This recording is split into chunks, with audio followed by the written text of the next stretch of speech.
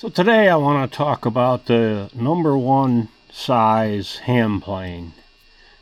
So there's a lot of speculation of why the number one size hand planes were made. And most of the time those theories don't really look at the history and follow the timeline of how this plane came about. Now, the first number one size hand plane that I can find was made in 1867 by Leonard Bailey. Think about that. 1867. His first block plane didn't come out until around the 1870s. So he was making the number one size hand plane at least 3 years before he was making a block plane.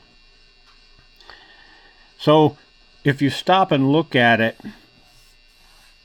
the wooden hand planes that precede the metallic didn't have a block plane as we know it today. There was no, 3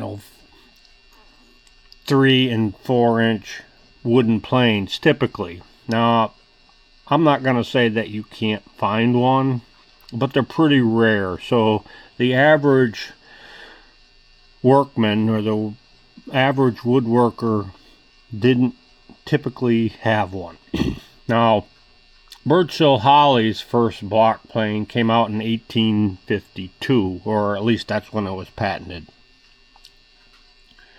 So the theory is that Leonard Bailey probably had heard about that block plane, maybe even seen one, although they weren't very widely distributed. And as you know, the Birdsell Holley block planes are pretty rare, pretty hard to find, and really collectible.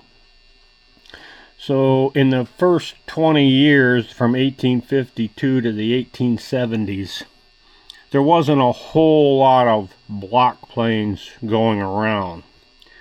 So I'm sure that, no, I'm not sure, but I suspect that Leonard Bailey's first number one size plane was just meant to be a small hand plane to be used similar to what we use a block plane for today. Now what you're going to see in these demonstrations today is a Wood River number one. Now I chose the Wood River because I have it. This isn't a Wood River review, but I do like this block plane. It took a little bit of tuning to get it to work right, but it works fine. I've had a couple of Stanley number ones, but they are pretty rare. No, they're not pretty rare, sorry about that, but they're quite collectible, and they're worth far more than this Wood River cost me. When I bought it, I was debating whether I wanted to buy the Wood River or the LN, and the reason that I chose the Wood River over the Lie-Nielsen was I've got other Lie-Nielsen hand planes, and I wanted to see how the Wood River compared. And the Wood River is sufficient, and it works just fine. We're going to use this number one like we would typically use a block plane, except when Bailey started making these, they advertised them as a smoother. Now, some people theorize they were made as salesman's samples, and my argument against that is, then why do they advertise them as smoothers? Why are they in all of the price lists marked as smoothers? Because they were meant for small woodworking projects to be used as a smoother, or similar to what we use a block plane for today. The other theory is they were made as salesman's samples. Again, I disagree with that, simply because they're in all of the price lists, all of the catalogs as smoothers. There's also a theory that it was made as a toy plane, but if you look at the early catalog price list, you'll see small toy planes advertised in there. They're real planes, and the descriptions often say that they can be used for model making or, craftsmen doing small type work, but they're actually listed as a toy plane. The number one never was. You can't find, or I can't find, any evidence where it says this was manufactured as a toy plane. So I'm still going on the premise that it was made as a smoothing plane. And originally it was made as a smoothing plane because at the time, block planes were not very prevalent. There wasn't many of them out there, and they were still yet to come in the history of the hand plane. So I'm showing you the number one here alongside of a couple of my favorite block planes. The one on the left is a Sargent apron plane, and the one on the right is a Stanley knuckle plane. So as you can see, it's even a little bit smaller than the Stanley knuckle plane, and it's a little bit larger. And I mean just a little bit larger than the whole apron plane. So my theory is that's exactly what this number one size was meant to be. Something that a finished carpenter could stick in his apron.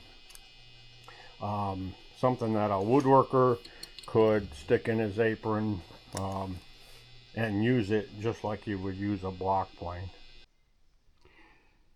I never really felt comfortable using a Stanley number one on my bench because I was always afraid I was going to knock it off the bench and wind up breaking it. And then I found this one. This one's been brazed and repaired, and it came to me relatively cheap. So I did a little work on it and put it on my bench, and I used it for several years. It was kind of fun to use, so that's why I wound up buying the Wood River, just because I liked using the number one plane, but didn't want to use the Stanley because they're collectible enough that they are kind of expensive. So I like the Wood River. So here we are using this just like you would use a smoother. So look how nice that works, right? So you got small things like this that you want to smooth out. Why would you not use this?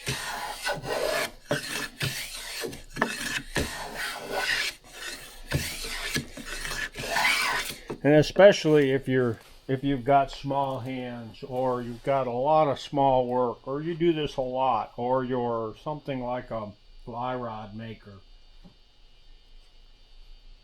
Using something like this number one would be a joy to use, and you got to admit that is definitely a pretty cute hand plane, right?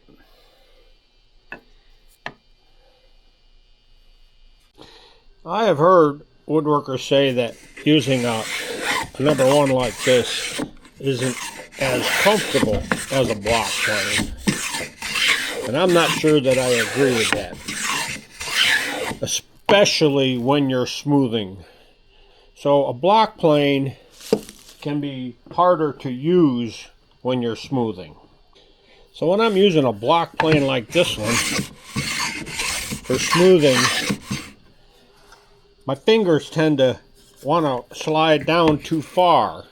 Now I can use it like this, but I don't find that comfortable. And I don't find this knob comfortable to hold on to. However, this one is comfortable.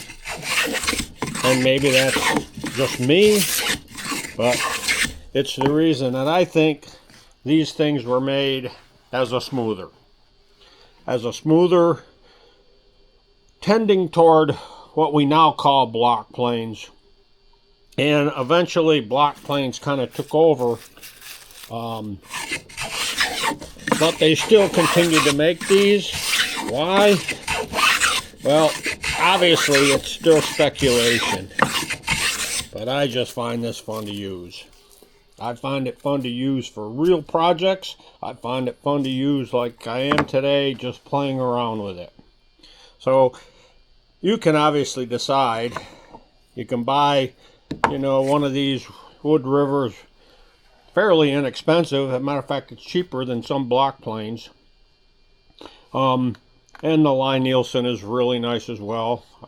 I don't own one, but I have seen them and I have held them. And maybe I'll own one someday just because. But in the meantime, I'm going to keep this one on my bench. Tell me what you think. I'd love to hear your opinion of this.